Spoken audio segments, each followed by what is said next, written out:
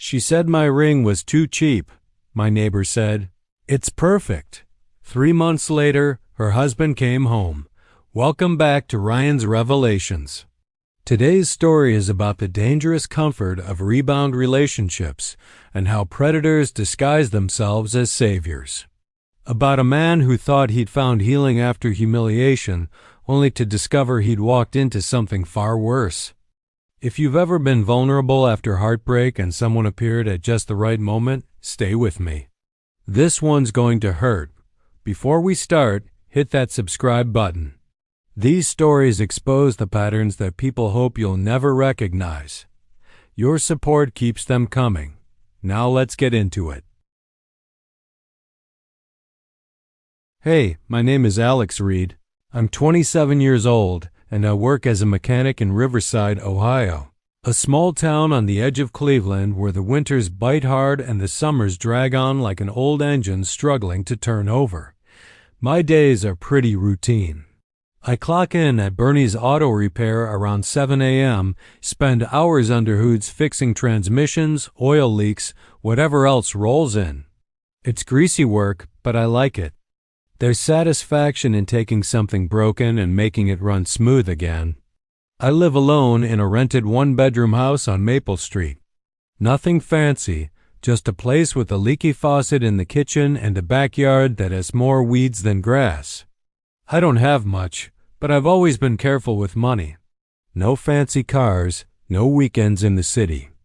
Every extra dollar goes into savings because I'd been planning for something big. That something was Jessica. We'd been together for 3 years, ever since we met at a coffee shop downtown. I was grabbing a quick black coffee after a long shift, and she was sitting at the counter with a latte, scrolling through her phone.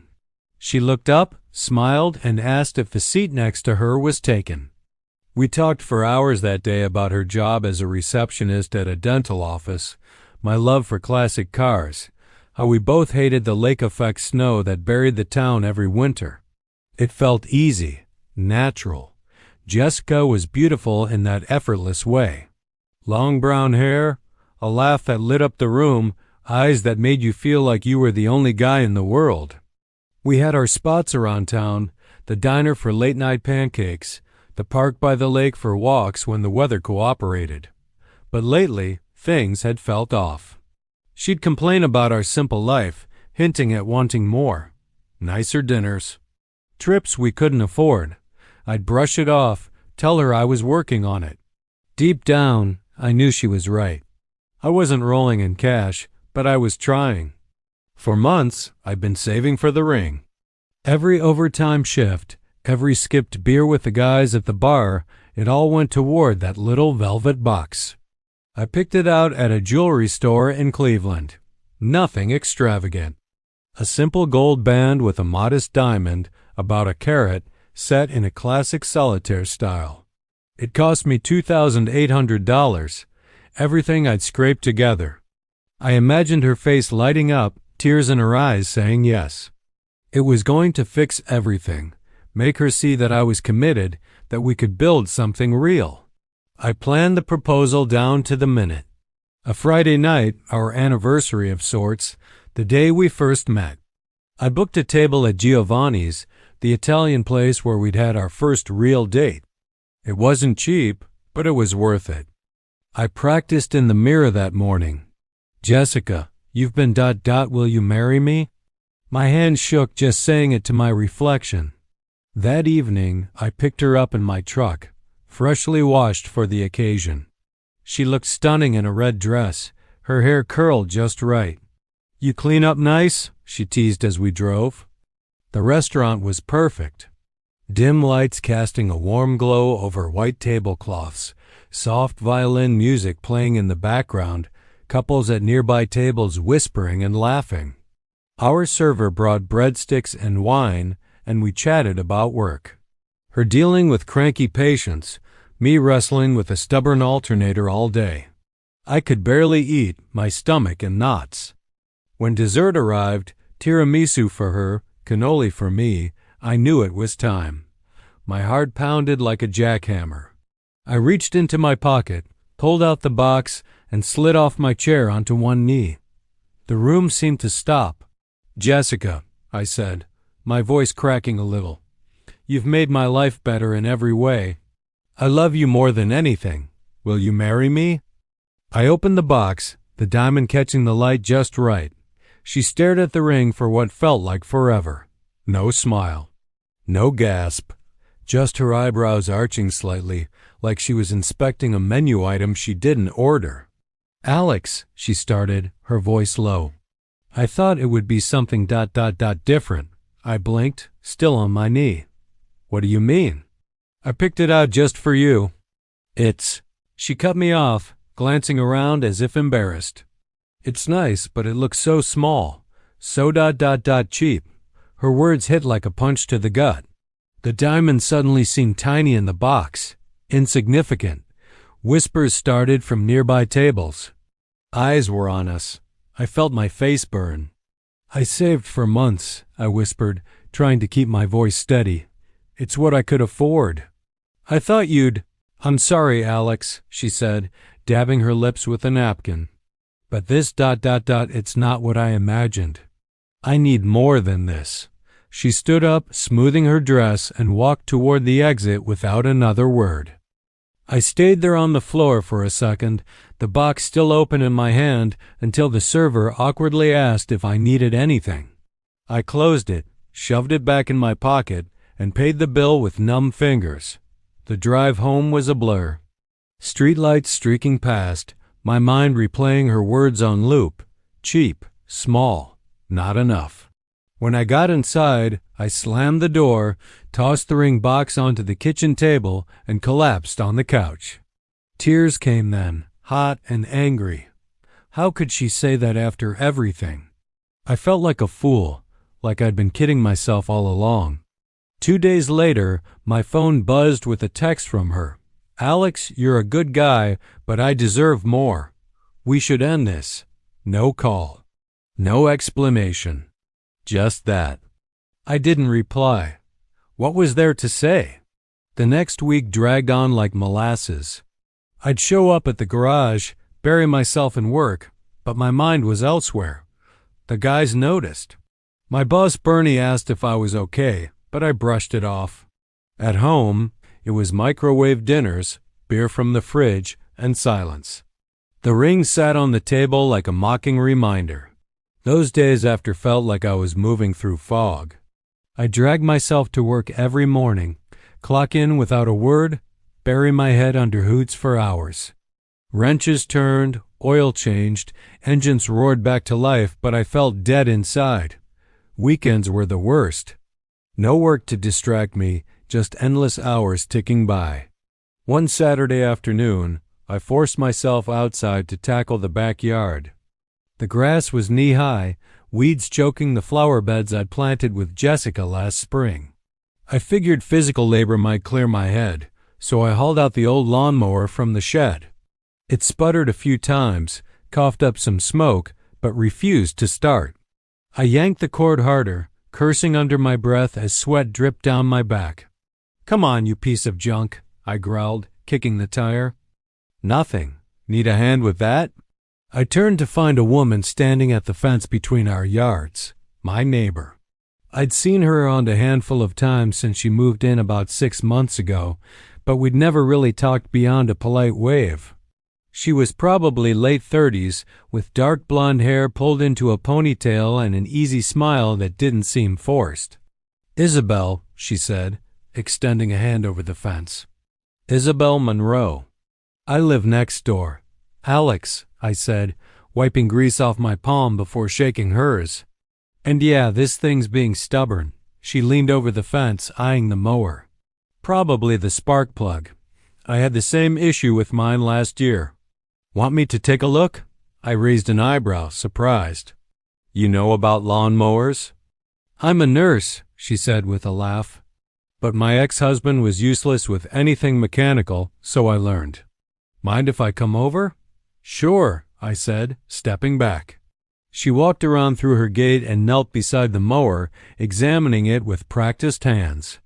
Within minutes, she'd identified the problem, a clogged air filter and a loose spark plug connection. She pulled out the filter, showed me the buildup, and cleaned it with a rag she had tucked in her back pocket. "Try it now," she said. I pulled the cord.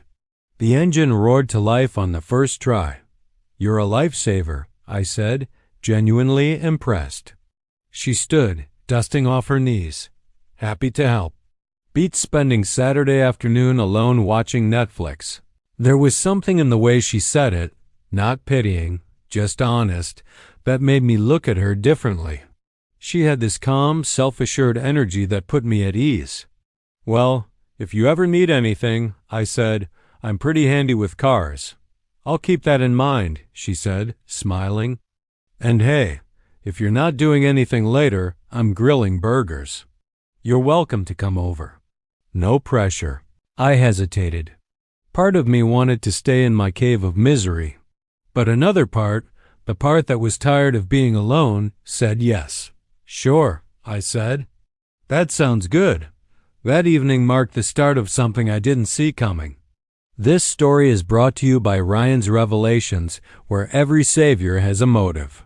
Isabel's backyard was simple but well kept, with a small patio, a charcoal grill, and string lights hanging overhead. She had burgers ready, a cooler of beer, and a Bluetooth speaker playing old rock classics. "Hope you like them medium rare," she said, flipping the patties. "Perfect," I said, settling into a lawn chair. We talked easily. She told me about her job at the hospital, working in the dealing with everything from heart attacks to kids who'd swallowed Legos. She had a way of making even the stressful parts sound manageable, like she'd learned to roll with the chaos. "What about you?" she asked. "You mentioned cars. You a mechanic?" "Yeah, Bernie's Auto Repair downtown. Been there about 5 years. You like it?" I shrugged. "It's honest work. I'm good at it." "Can't complain," she nodded, taking a sip of her beer. Honest work is underrated these days. As the evening went on, I found myself opening up more than I intended. I told her about Jessica, the proposal, the humiliation. She listened without interrupting, her expression sympathetic but not pitying. "That's rough," she said when I finished. "I've been through something similar. Divorce. Found out my ex was cheating for months. Felt like the ground disappeared under me." "How'd you get through it?" I asked. "Time," she said. And realizing that his failure wasn't my failure. Took a while, but I got there. The way she said it, so matter of fact, made me believe her. And for the first time in weeks, I felt like maybe I'd get through this too. Over the next few weeks, Isabel and I fell into an easy routine. She'd invite me over for dinner a couple times a week. I'd help her with things around her house, fixing a squeaky door, replacing a broken outlet, things her ex-husband never bothered with, as she put it. She never asked for anything in return, but I found myself wanting to help. It felt good to be useful, to be needed. One evening, about a month in, we were sitting on her porch swing, a bottle of wine between us, watching the sunset. "You know," she said quietly, "you've been good for me too. Alex, I didn't realize how lonely I'd gotten until you showed up." I looked at her, really looked at her, and felt something shift. It wasn't the explosive, head-over-heels thing I'd had with Jessica. It was quieter, steadier, like finding solid ground after months of sinking. "I'm glad I'm here," I said. She reached over, took my hand, and we sat there like that until the stars came out. By month 2, we'd crossed the line from friends to something more. It happened naturally, no big declaration, just a kiss one night that turned into more. She was gentle, patient, understanding in ways Jessica never had been. "I'm not rushing this," she said one morning, lying in her bed, her head on my chest. "I want to make sure we're doing this right." "Me too," I said, meaning it. 3 months after that disastrous proposal, I found myself thinking about the future again. Not in the desperate, clinging way I had with Jessica, but in a hopeful, steady way. I was in my garage one Sunday, sorting through old tools when I found it. The ring box. I stared at it for a long moment. It didn't hurt anymore. It felt like a relic from another life. An idea formed in my mind. I walked next door, found Isabel in her garden, gloves on, tending to her flowers. "Hey," I said, leaning on the fence. "Got a minute?" She looked up, smiling. "Always. What's up?" I pulled out the box, handed it to her. "Found this. Thought you might want to see it." She opened it, her eyes widening slightly. "This is the ring?" "The one Jessica." "Yeah," I said. "I know it's not traditional, reusing a ring and all. But I wanted you to have it. Not because it's fancy or expensive, but because it represents a second chance. Mine and yours." Her eyes filled with tears. "Alex, are you serious?" I stepped closer, taking her hand. "I am. These past months with you, they've shown me what real looks like. No expectations, no judgments. Just us. If you'll have me." She pulled off her glove, slipped the ring on, and wrapped her arms around me. "Yes, 1,000 times yes. We got married 2 weeks later. A small ceremony at the town hall, just a couple witnesses from the hospital and the garage. Bernie stood up for me, clapping me on the back afterward with a grin. "About time you found someone who appreciates a good mechanic," he said. Isabel wore a simple white dress she picked out online. I dusted off my best suit. We exchanged vows that were short but honest. Promises to share meals, to listen through hard days, to laugh at the small stuff. Life after that fell into a comfortable rhythm. We'd eat dinner together most nights. Take walks around the neighborhood. She'd tell stories from the A. I'd share tales from the garage. We adopted a stray dog, a scruffy mutt we named Rusty. It felt right, real, like I'd finally found what I was looking for. I should have known it was too good to be true. Rain's Revelations reminds you, when someone's past is conveniently vague, there's usually a reason. It happened on a Thursday afternoon, about 4 months after our wedding. I was at work, underneath a Chevy Silverado, when my phone rang. Unknown number.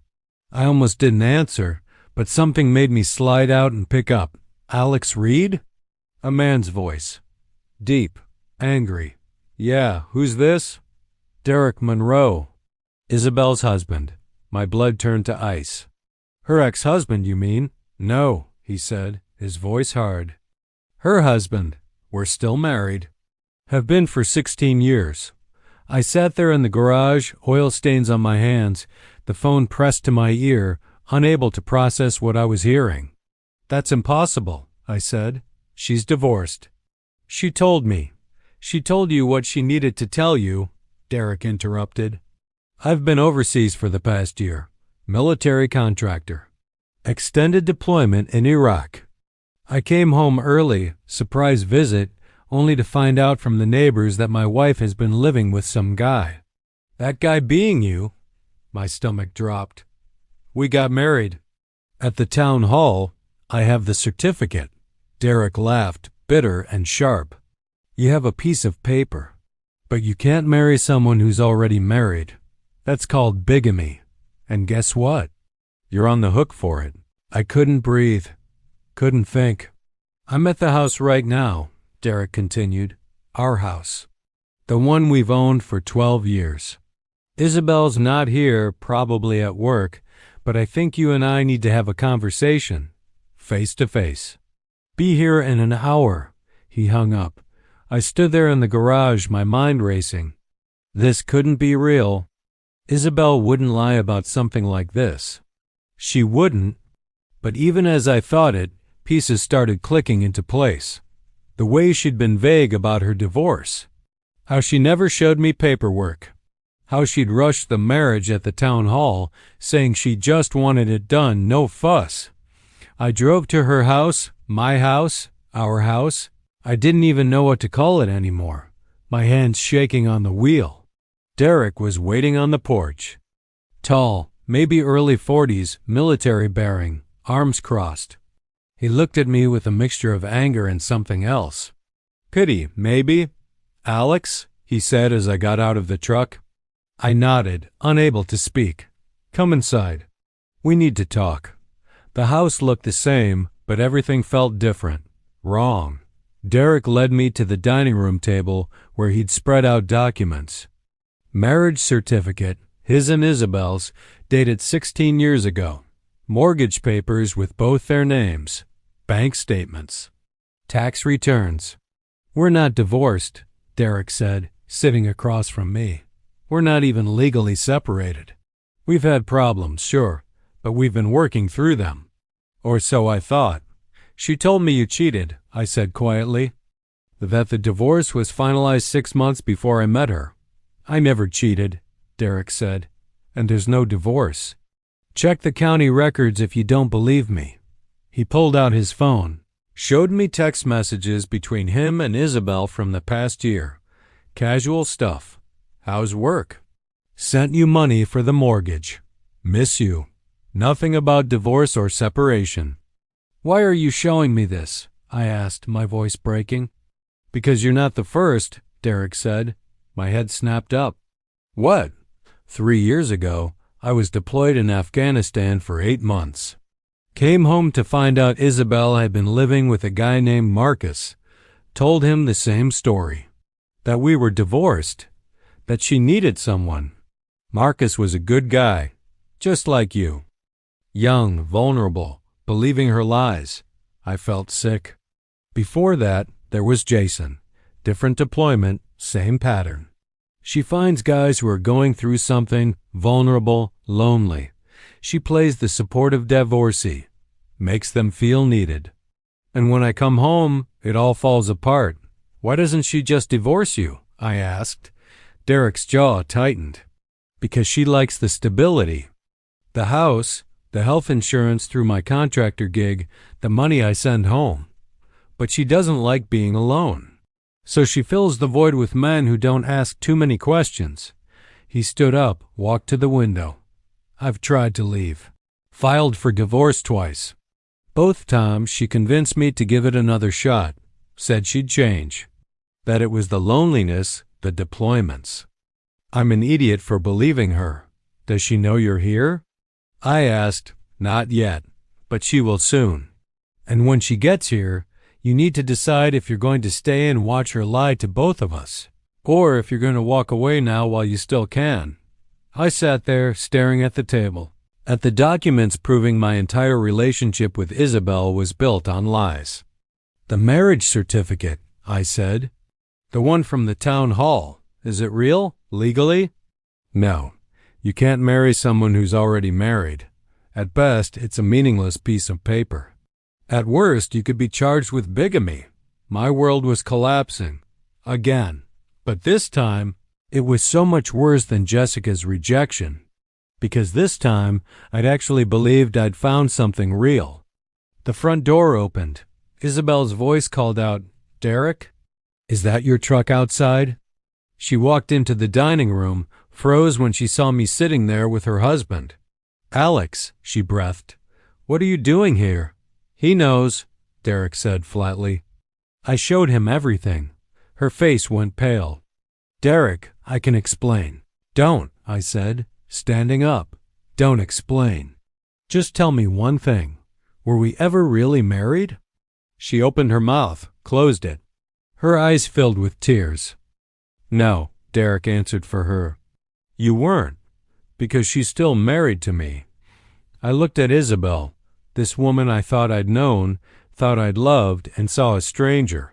"Marcus and Jason," I said. "Derek told me about them." "How many others have there been?" She didn't answer. "Isabel," Derek said, his voice tired. "How many?" "It's not like that," she whispered. "I just ... I get lonely when you're gone." You needed someone to use," I said. "Someone vulnerable enough to believe your lies." I walked to the door, stopped, turned back. "The ring. I want it back." She slipped it off her finger, her hand shaking, and held it out. I took it without touching her and left. I heard Derek's voice as I walked out. "We need to talk about this." Really talk this time. And I knew, somehow, that he'd stay, that they'd work through it again, that the pattern would continue. But I wouldn't be part of it anymore. The next week was a nightmare. I moved my stuff out of Isabel's house back to my rental. Had to explain to Bernie and the guys that the marriage wasn't real, that I'd been lied to. Filed paperwork to void the fake marriage certificate. Talked to a lawyer about whether I could be charged with anything. Apparently, since I didn't know Isabel was already married, I was safe from bigamy charges. But the humiliation was just as bad. People talked. Small town big gossip. Did you hear about Alex Reed? Married a woman who was already married. Didn't even know. I became the guy who couldn't catch a break. First publicly rejected, then publicly duped. Isabel tried to contact me. Texts, calls, voicemails. Alex, please. I'm sorry. It wasn't all lies. What we had was real, but it wasn't real. None of it was. She'd targeted me specifically because I was vulnerable, because I'd just been through a public rejection and was desperate for someone to make me feel valued again. And I'd fallen for it completely. 6 months later, I'm still here. Still working at Bernie's. Still living in my rental. Still single. The ring sits in a drawer now. I can't bring myself to throw it away, but I can't look at it either. It represents two failures. Jessica's rejection and Isabel's betrayal. I heard through the grapevine that Derek got deployed again. That Isabel's still in the house. That she's been seen around town with a new guy, younger, someone going through a rough divorce. The pattern continues. And me? I'm more alone than I've ever been. But at least I'm not being lied to. The whole thing taught me something brutal. Sometimes the person who saves you is actually the one destroying you. They just do it slowly, carefully, so you don't see it until it's too late. Isabel wasn't my second chance at love. She was a predator who saw vulnerability and exploited it. And I was desperate enough, broken enough, to miss every single red flag. Jessica broke my heart by rejecting me. But Isabel broke something deeper. My ability to trust that anyone could see me as more than just convenient. A message from Ryan's Revelations. Alex's story is a brutal lesson about rebound relationships and the predators who target vulnerable people.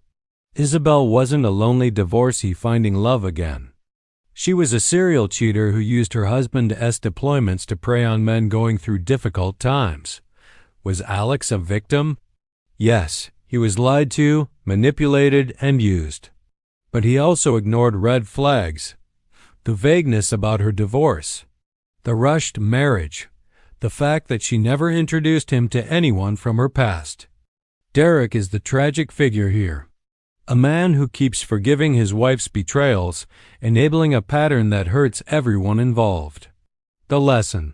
When someone appears at the exact right moment with the exact right story, be suspicious. Real healing doesn't happen in weeks. Real relationships don't rush to marriage. And if someone's divorce story is conveniently simple, verify it. Rebound relationships can work, but not when the person you're rebounding with is actively lying about their entire life. Subscribe to Ryan's Revelations for more stories that expose the predators hiding behind kind faces. Drop a comment. Should Derek have warned Alex earlier? Is Alex more naive or just desperate? New Revelations daily at 6 p.m. EST. Ryan's Revelations, where every lie eventually surfaces. Is the end.